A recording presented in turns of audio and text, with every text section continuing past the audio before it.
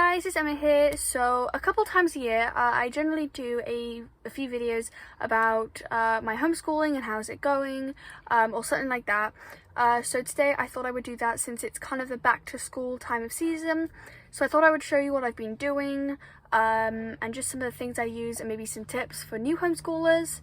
But let's go. So if I was in school right now, I would be going into year 9, and in America that is 8th grade, I think. So for a bit of background, if you're new to my channel or something, I've been roughly homeschooled for about 4 or 5 years now.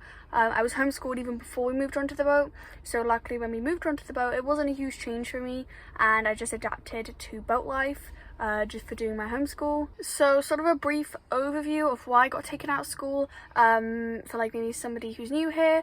When I was in school I had ADHD and dyslexia, and my mom thought that it'd be better for me to be taken out and like her teach me from something online or a book, instead of the school teaching me, because I was falling behind quite a bit, and I just had a few like stress and health problems when I was in school, and when I got taken out they all kind of got gradually better. So that's kind of the reason I got homeschooled. So with all the problems at the moment, a lot of parents have been homeschooling their kids, so I just want to say a hi to anybody who's been recently homeschooled. If you want some tips to make it a bit easier for you, stay to the end of the video. I will be like just giving out like some tips and stuff that definitely will help and help me a lot. But yeah, so in the UK there's not any specific rules. You don't have to follow the curriculum. We do. And the only sort of like checkups you get is either you can have two choices: somebody can come to your house and like do an overview and ask you questions, or you can email them or give them a report of what you've been doing with your kid. The home checkup now, we do send them a report since it will be a little harder for them to come onto the boat. So we just send them a report from the area that we used to be in, and they're totally fine with it. And we've always had a good relationship with our local authority, which is quite good. So recently I've kind of been struggling with my English and maths. So my mom bought me these functional skills CGP books. These are really great because in the future I can take these like maybe online, or I can just like do like a test on them. So these books are just kind of easier for me, especially with someone with dyslexia and ADHD. They'll just be simpler since I'm literally just doing maths and English for functional reasons, no like other reason. So these are the books I have. I have the functional skill English. These are like a 10-minute tests. And I can just like take them, and they generally take me about 10 minutes, which is really great. I have the functional skill English book, like this, and then I have the functional skill maths book. So I also I get quite a lot of questions that if you've seen like some of my other thumbnails or videos that you would see, I do have glasses. They're not for sight reasons. I did do like a few videos on this, but they're for like my dyslexia and ADHD. They're Erlen's glasses, and they basically give you a test of like certain colours and just see which you're more comfortable with. And these glasses are actually really great. They did cost quite a bit, but they've definitely helped me a lot, and I actually forgot to put them on before the video, so I just thought I'd put them on now. So yeah, these glasses are really handy. If you do have dyslexia or ADHD, I do recommend you maybe look into them, because they've helped me a lot, especially with some of my computer work, because I do feel sick sometimes doing that. But yeah, another book I've been using is a GCSE level biology book. So I have the workbook here, and then I have the high level study and question book. So I've just been having a look at these and like going through them and stuff. These books have definitely been much more helpful for me, and I can kind of just like go through them and maybe like ask my mum some questions or something. But I definitely recommend, if you do have dyslexia or ADHD, to have a look at these books, because they are really helpful for someone who struggles like with maths and English or any sort of subject. I focus on biology, but I do like look at the other sciences as well. I just personally like the human body more. So for my history and geography subject, I generally focus that on more of a project subject. So when I do maybe my history videos, or we go around like we go on off a canal, that will generally be my sort of history and geography homework. Those videos, like one of my videos which was a pretty big one, was my Coventry Cathedral video. I sort of like got like a book of it, I researched it, and that was like counted as my history and like geography and stuff of like and everything like that for the Coventry Cathedral. So I definitely like doing that more, since I'm not the since I like history, but I don't generally like writing out full-on essays, so the video is actually really helpful for me for that. And regarding history videos as well, I have a really exciting history video coming up soon. I'm actually really looking forward to it because I think it'll be good. I got a lot of drone footage of it and just around the area, so hopefully that video will be coming in the next few weeks, because I'm really looking forward to it and I hope you guys enjoy it. So regarding my RE or religious education, I do have like a book, and we do stuff online, but because me and my mom are actually Christians, so we try and keep in touch with our old church as much as possible. So when we're in an area, we always try and look for churches to go to for that week, but everything's closed at the moment, so obviously we can't do that. I also do have a functional skills ICT book, which I can technically get a qualification at, so this is it.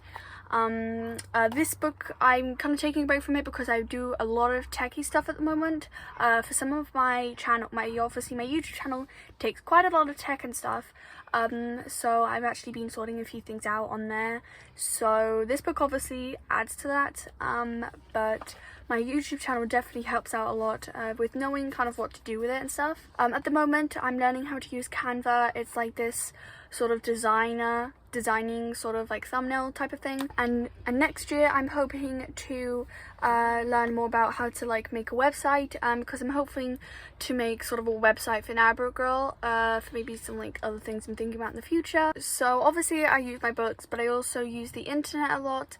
I have some like online work that I do, which is really helpful. So regarding the resources I use to like do my online work and like anything of my YouTubing, I use a MacBook, and then regarding sort of my art, since like it's not like a general thing that you have to take or do, but I'm just trying to get better at it, I use an iPad. I've been kind of starting art like a few months ago. I'm still really bad at it, and I'm still just trying to like figure out how to do basic anatomy because my feet are very dodgy at the moment. But one thing, if you are kind of looking in the art type of subject and you're like using it maybe digital or you're a traditional artist, I really recommend this thing called Pose. It's about roughly around $20 to $30, like 15 to 20 pounds. This has really helped me with my anatomy.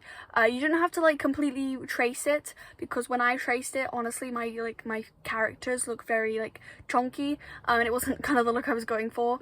So I kind of like slim them down and just make them just look a bit more better.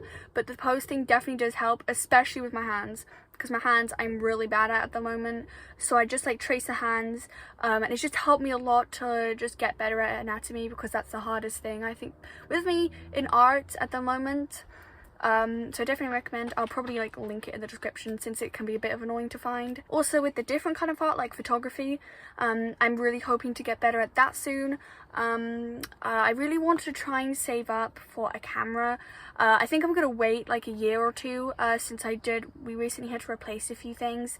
It's quite expensive, so I'm probably gonna wait a little while, which is totally fine, because I want to get better at maybe like an editing software for my photos, because I think that'll definitely help improve them, and it will also count as homeschooling. My iPhone is amazing at taking photographs at the moment. I might like insert some photos of like some of my best ones this past year.